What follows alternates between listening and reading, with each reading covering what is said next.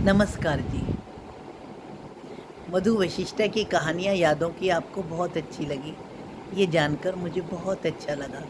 उसी कड़ी में मैं अपनी अगली कहानी प्रस्तुत करने जा रही हूँ। अगर अच्छी लगे तो कृपया इसे लाइक और सब्सक्राइब करना ना भूलें। Thank you. मेरी कहानी का नाम है बहुरानी बेशक घर गंदा ही रहने दो। हर समय ताने मारने वाली सासू जी को जाने क्या हो गया कि अब वे कुछ भी फैला होने पर नीता को कुछ नहीं कहती थी, क्योंकि अक्सर धूप सामने ही आती थी। नीता जब भी बिट्टू के या बाबूजी के कपड़े सामने सुखाती तो सासू माँ हमेशा सामने वाले घर को उसे दिखाकर सामने गंदगी फैलाने के लिए उसे बहुत डांटती थी। घर में भी डर के मारे बिट्टू को वह कोई खेल का सामान भी फैलाने नहीं देती थी। माँ की इसी सफाई की सनक के कारण रवि को भी अपना हर सामान समय पर और जगह पर रखने की आदत थी।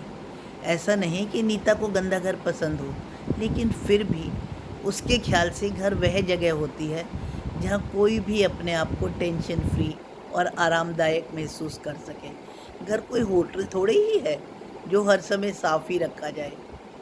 नीता अगर कपड़े बालकनी में भी सुखाती थी तो कपड़ों के स्टैंड पर ही रखती थी,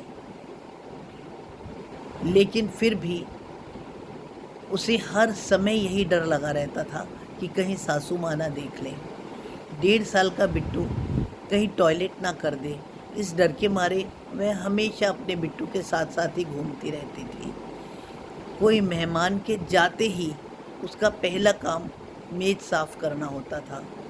कई बार तो उसे डर भी लगता था अगर मेहमान उल्टा लौट आए तो घर के बाहर कुछ ना दिखे, इसलिए हर सामान वह अपनी अलमारी में ही डालती जाती थी, जिससे हर दिन उसे अपनी अलमारी को सही करने का एक एक्स्ट्रा काम भी होता था। उसके मायके में तो हर समय मस्ती का माहौल होता था। घर की कोई भी चीज़ दिखावटी नहीं होती थी, बल्कि इस्तेमाल हुआ करती थी। उसका भतीजा चिन्नू मस्त जिंदगी जीता हुआ कहीं पर भी अपने खिलौने लेकर कुछ भी खेलता रहता था। तीनों बहनें जब बात करने बैठती तो पूरी दोपहर मूंगफली या सिंगाड़े कुछ भी खाती थी, तो मज़ा ही कुछ और होता था।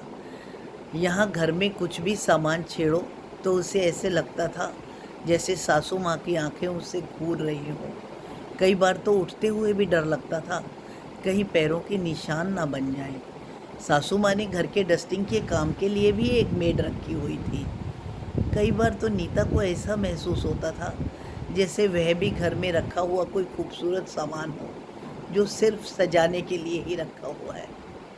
हालांकि नीता ने भी अपने आप को इस माहौल में ढाल ही लिया था, लेकिन अब के जब से वह अपने मायके से लौट के आई है तो उसने देखा अब सासू माँ सफाई के लिए पहली सी सनक लिए हुए नहीं थी।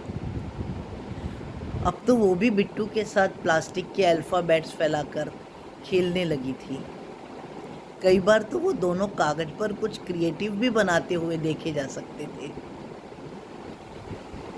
सामने वाले घर की बहुरानी एक दिन जब पूजा का प्रसाद लेकर आई तो सासू माँ ने उसकी सफाई के किस्से सुनाकर नीता को हीनता का एहसास नहीं किया, अपितु बड़बड़ाती हुई बोली, बड़ों का अपमान करके क्या कोई पूजा सफल होती है?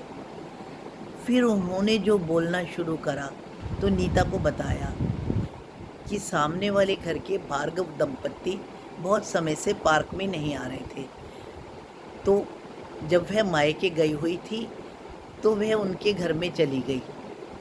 उनके साफ सुथरे घर में भार्गव दंपत्ति सबसे पीछे वाले कमरे में बैठे हुए थे, क्योंकि अब मिसेस भार्गव बिना वॉकर के और मिस्टर भार्गव बिना व्हील चेयर के घर में भी नहीं घूम सकते थे।